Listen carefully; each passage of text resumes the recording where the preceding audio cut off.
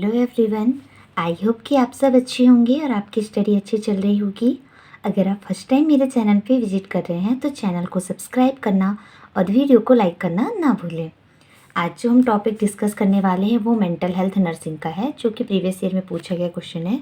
Causes of mental illness, कि mental illness के क्या क्या कॉजेज होते हैं, तो उसके बारे में हम चलिए डिस्कस करते हैं।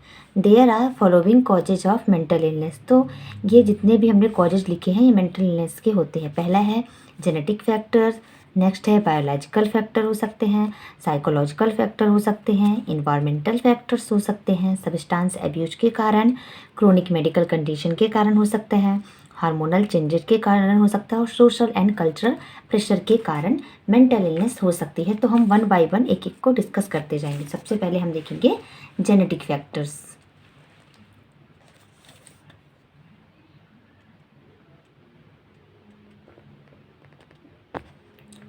Mental illness can run in families due to inherited genes. तो जेनेटिक फैक्टर्स यानी हेरिडिटी के कारण। तो कभी ऐसा कहा जाता है कि जो मेंटल इलनेस होती है वो फैमिली में रन करती है इनहेरिटेड जीन्स के कारण। जीन्स के थ्रू जो मेंटल इलनेस है एक जनरेशन से दूसरे जनरेशन में ट्रांसफ़र होती रहती है। तभी इसीलिए जब हम मेंटल स्टेटस एग्जामिनेशन भी करते हैं तो उसमें एक मोस्ट इंपॉर्टेंट पॉइंट होता है फैमिली हिस्ट्री, जिसमें हम ये डाटा कलेक्ट करते हैं कि क्या पेशेंट के फैमिली में किसी को पहले से मेंटल इलनेस थी कि नहीं।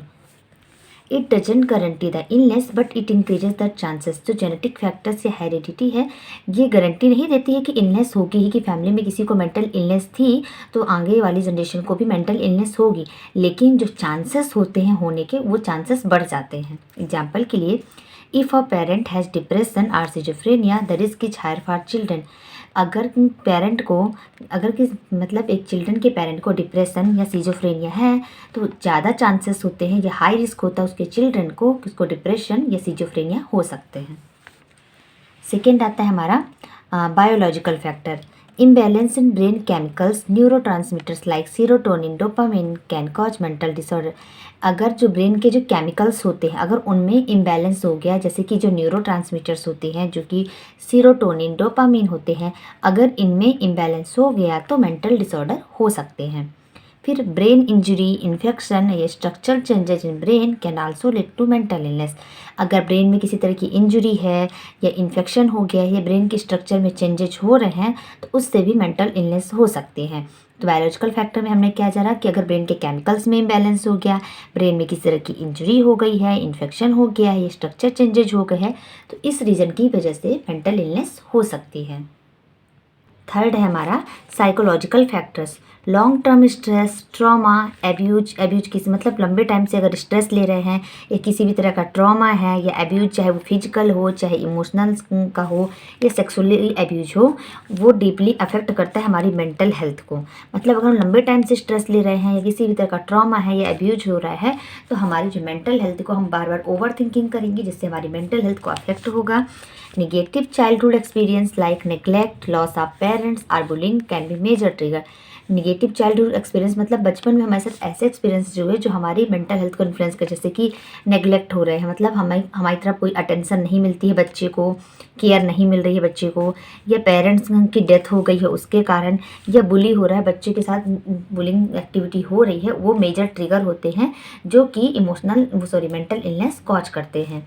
लो सेल्फ स्टीम, अगर हमारा जो सेल्फ स्टीम है, सेल्फ कॉन्फिडेंस है वो बहुत ही कम है, और जो हमारी कोपिंग स्किल्स हैं, किसी भी स्ट्रेस वगैरह है या प्रॉब्लम उससे हम कोप अप करने की जो स्किल होती है, उस प्रॉब्लम को फेस करने की स्किल जो होती है वो बहुत पुअर है, तो उससे भी पर्सन जो है मोर वनरेबल होता है। अगर हमारा सेल्फ कॉन्फिडेंस कम है या हमारी किसी भी प्रॉब्लम को कोप अप करने की, किसी भी प्रॉब्लम को फेस करने की जो स्किल है वो बहुत ही पुअर है, तो उससे भी जो पर्सन होता है वो ज़्यादा वनरेबल होता है, ज़्यादा चांसेस होते हैं उसको मेंटल इलनेस होने के। फोर्थ आता है हमारा इसी में environmental factors. Living in A stressful environment, example poverty, war, violence, family conflict can countries. अगर हम ऐसे इन्वायरमेंट में रह जो बहुत ज़्यादा स्ट्रेसफुल, एग्जाम्पल के लिए गरीबी हो गई या वॉर, अगर कंट्री में वॉर चल रहा है तो उस टाइम पे जो कंट्री के लोग होंगे उनके लिए वो इन्वायरमेंट बहुत ज़्यादा स्ट्रेसफुल होगा, जिससे कि उनको ज़्यादा चांसेस होंगे मेंटल इलनेस होने के।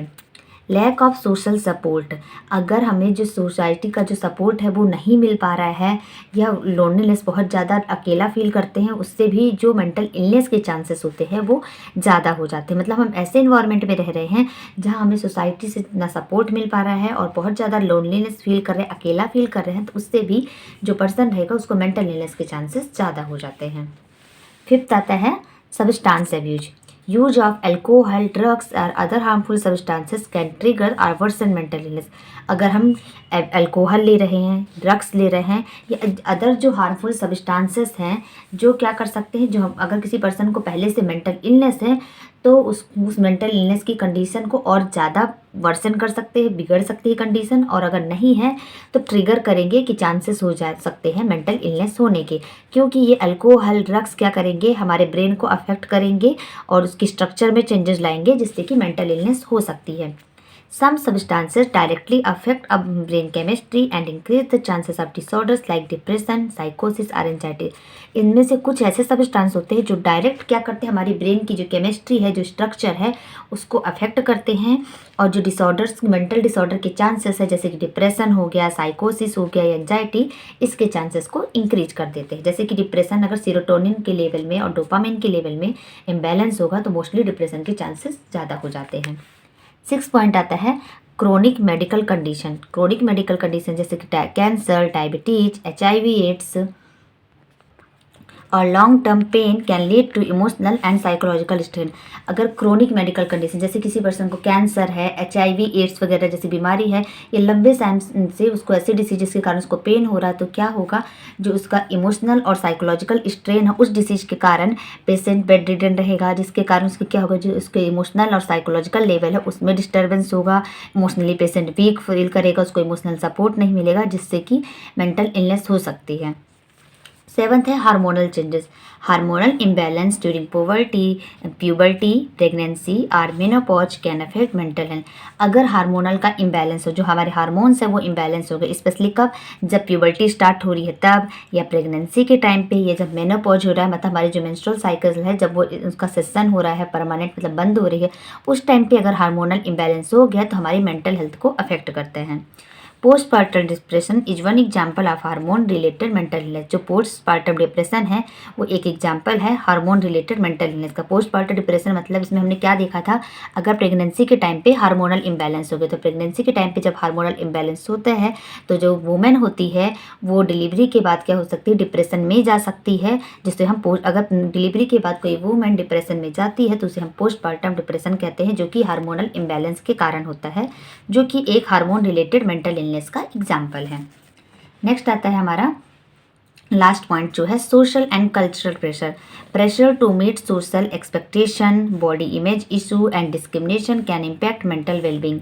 अगर प्रेशर होता है कि हमें जो सोसाइटी की जो एक्सपेक्टेशंस है उसको हम फुलफिल नहीं कर पा रहे, हमारे पेरेंट्स की जो एक्सपेक्टेशंस है कि उनको जो हमसे उम्मीदें हैं सोसाइटी को, पेरेंट्स को, वो फुलफिल नहीं कर पा रहे, उसके प्रेशर के कारण, या बॉडी इमेज के कारण बुली किया जा रहा है कि आप ऐसे दिख रहे हो, आपकी बॉडी इमेज ऐसी है, उसके कारण, या डिस्क्रिमिनेशन, भेदभाव हो रहा है, उसके कारण क्या होती है, जो एक पर्सन का जो मेंटल वेलबींग होता है वो उस पर इम्पैक्ट डालती है, उस पर असर करती है। स्टिग्मा जो है किसी के लिए, जो स्टिग्मा चला है कि रेस से रिलेटेड, कि जेंडर के कारण, कि गर्ल्स और बॉयज़ में वो, या रिलीजन के बेसिस पे, उससे भी स्ट्रेस होता है और मेंटल हेल्थ इशू हो सकते हैं। सो हमने आज के इस वीडियो में जो कॉजेज ऑफ मेंटल इलनेस के हो सकते हैं, स्टेप बाय स्टेप एक एक करके हमने सारे पॉइंट डिस्कस कर लिए। जेनेटिक फैक्टर्स, बायोलॉजिकल फैक्टर फिर क्या थे, psychological factor, then environmental factors, substance abuse, chronic medical condition, hormonal changes and social and cultural pressure. तो ये टॉपिक जो हमारा था कॉजेज ऑफ मेंटल इलनेस, ये कंप्लीट हो गया है। आई होप आपको मेरी वीडियोज पसंद आ रही हो तो चैनल को सब्सक्राइब करना और वीडियो को लाइक करना ना भूलें। Thank you.